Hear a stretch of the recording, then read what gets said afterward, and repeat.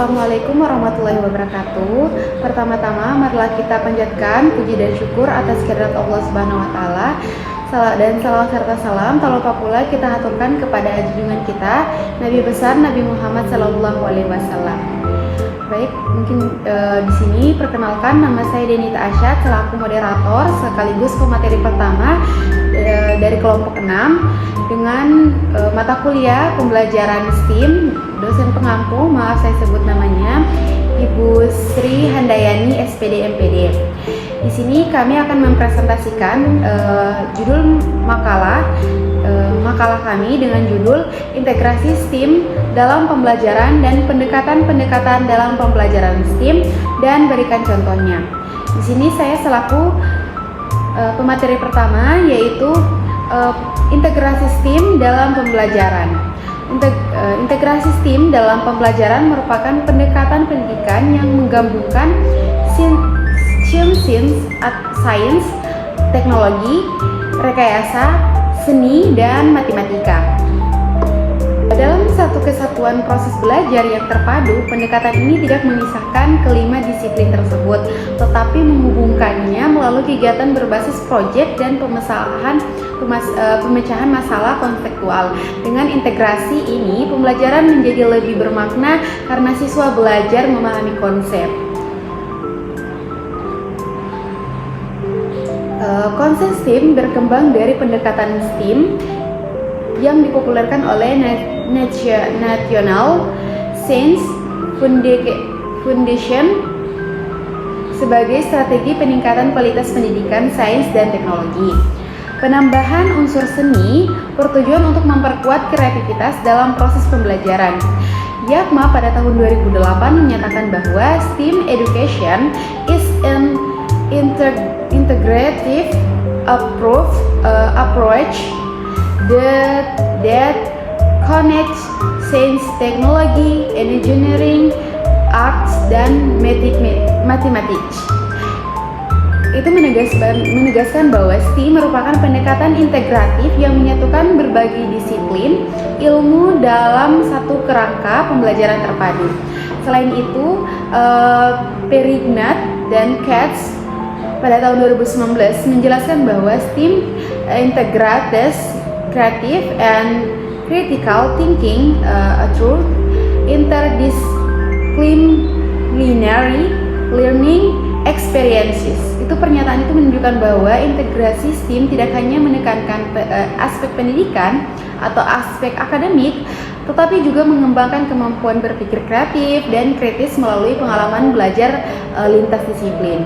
Lebih lanjut lagi, Beers tahun 2011 menekankan pentingnya keterampilan pada abad ke-21 dalam pendidikan modern dengan menyatakan bahwa student must develop critical thinking, collaboration, communication, and creativity to be successful in the 21st century.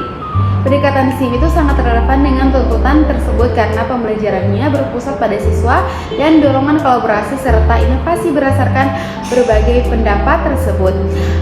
Dapat disimpulkan bahwa integrasi STEAM dalam pembelajaran adalah pendekatan terpadu yang menggabungkan 5 disiplin ilmu untuk menciptakan pengalaman belajar yang kontekstual, kolaboratif, kreatif, serta mampu mengembangkan keterampilan berpikir tingkat tinggi. Assalamualaikum warahmatullahi wabarakatuh. Perkenalkan, saya Nafila Poga dengan NIM 151423160. Di sini saya akan melanjutkan materi yang telah dipaparkan oleh teman saya pada video sebelumnya. Saya akan memaparkan materi tentang pendekatan dalam pembelajaran STEAM. Yang pertama ada pembelajaran berbasis proyek atau PJBL. Pembelajaran berbasis proyek adalah pendekatan pembelajaran yang memusatkan aktivitas siswa pada proyek autentik, baik jangka menengah hingga panjang yang menuntut penerapan pengetahuan dan keterampilan dari beberapa disiplin ilmu secara bersamaan. Yang kedua ada pembelajaran berbasis masalah atau PBL, di mana pembelajaran berbasis masalah adalah pendekatan yang melalui proses pembelajaran dari sebuah masalah nyata dan kompleks. yang belum memiliki jawaban tunggal, sehingga siswa termotivasi untuk mengidentifikasi kebutuhan belajar, melakukan investigasi, dan merancang solusi berdasarkan bukti.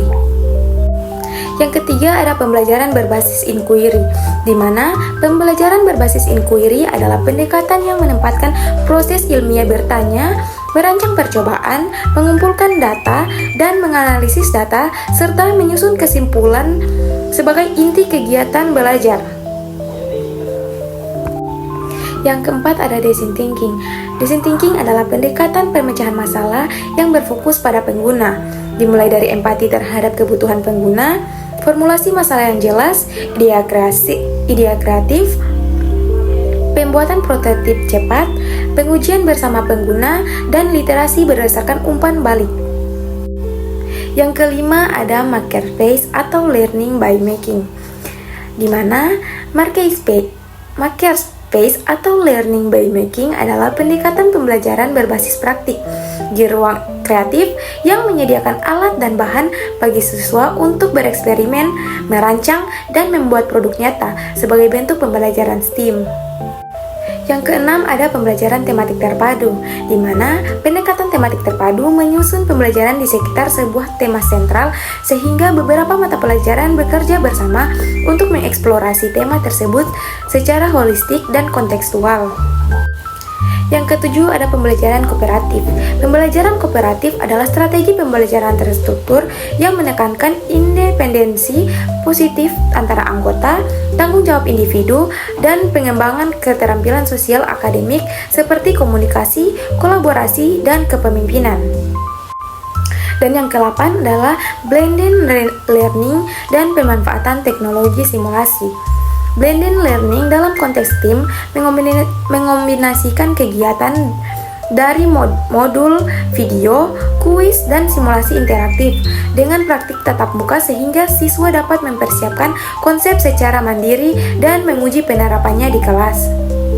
Selanjutnya ada challenge-based learning atau pembelajaran berbasis tantangan, di mana challenge-based learning adalah format pembelajaran yang memberikan tantangan nyata dan terukur untuk memotivasi siswa secara kompetitif atau kolaboratif dalam merancang solusi praktis. Sekian dari saya. Wassalamualaikum warahmatullahi wabarakatuh. Selanjutnya, perkenalkan nama saya Nora Maria Beloawo dengan NIM 151423. Di sini saya akan membahas materi tentang langkah-langkah penerapan pembelajaran STEAM di kelas. Yang pertama yaitu observasi atau pengamatan fenomena. Siswa memulai pembelajaran dengan mengamati fenomena nyata yang ada di lingkungan atau konteks pembelajaran. Guru mendorong siswa untuk melihat fenomena yang bisa menjadi masalah atau tantangan yang akan diselesaikan.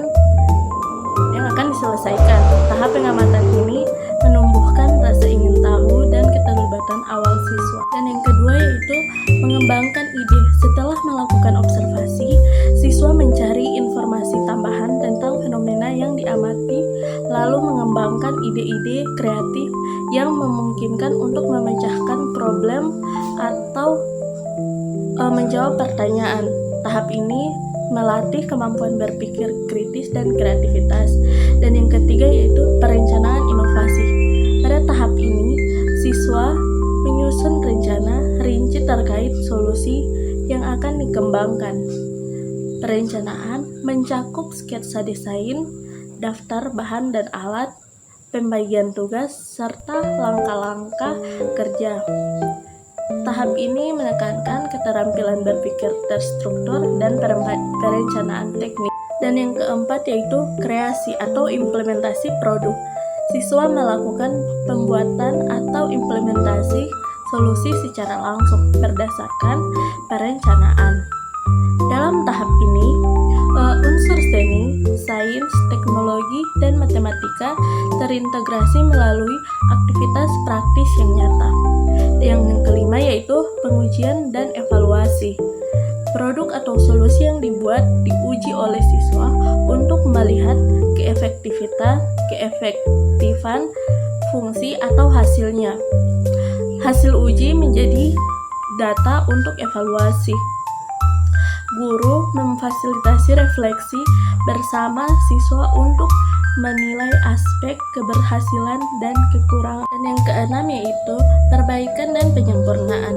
Berdasarkan hasil evaluasi, siswa memperbaiki atau menyempurnakan produk agar lebih efektif dan berkualitas. Proses revisi ini penting untuk mengembangkan growth mindes serta kemampuan refleksi diri siswa. Dan yang ketujuh yaitu presentasi dan refleksi. Tahap akhir adalah siswa mempresentasikan hasil karya dan menjelaskan proses pembelajaran yang dialami. Refleksi bersama guru dan teman kelas membantu siswa menginternalisasi pembelajaran yang dicapai. Selanjutnya yaitu contoh konteks penerapan di kelas. Yang pertama yaitu contoh kegiatan pembelajaran menggunakan pendekatan STEAM dengan tema energi terbarukan. Yang pertama, siswa mengamati fenomena sumber energi alternatif di lingkungan. Selanjutnya, siswa mencari ide membuat model sederhana turbin angin. Yang ketiga, membuat rencana desain turbin, menentukan bahan ukuran baling-baling. Dan yang keempat yaitu membangun prototipe turbin angin. Dan yang terakhir, menguji turbin, memperbaiki desain jika perlu, lalu mempresentasikan hasilnya. Perkenalkan, nama saya Hairunisa Septiani Mitnusa dengan NIM 151423159. Jadi saya akan melanjutkan materi pada bagian E, yaitu contoh penerapan STEAM di sekolah dasar. Yang pertama yaitu proyek pembuatan robot. Pengambilan bola, siswa kelas 4 belajar konsep sains, teknologi, teknik dan juga matematika melalui penggunaan sensor, motor serta perhitungan gerak. Mereka juga mengembangkan kreativitas dengan mendesain robot agar menarik menggunakan lampu atau hiasan. Yang kedua yaitu proyek membuat taman vertikal untuk kelas 5. Pengerjaan siswa tentang sistem irigasi, struktur yang stabil serta perawatan tanaman. Selain itu, siswa juga melatih kreativitas dalam mendesain taman agar indah dan juga fungsional. Yang ketiga yaitu dalam proyek pembuatan permainan tradisional seperti congkak, siswa kelas 3 belajar tentang aturan permainan, penggunaan bahan sederhana serta konsep perhitungan. Mereka juga mengembangkan kreativitas melalui desain warna dan juga bentuk permainan. Yang keempat yaitu proyek membentuk model jembatan di kelas 6, yaitu membantu siswa memahami prinsip fisika tentang keseimbangan dan juga kekuatan struktur. Mereka belajar bagaimana membangun jembatan yang kokoh sekaligus menarik secara visual. Yang terakhir yaitu proyek membuat kerajinan tangan seperti origami. Di kelas 2 melatih kreativitas, kesabaran serta pemahaman pola dan sistematis dalam matematika. Melalui berbagai proyek ini, pembelajaran STEAM tidak hanya meningkatkan pengetahuan akademik, tetapi juga melatih kreativitas dan kerjasama dan keterampilan berpikir kerja kritis siswa sejak dini.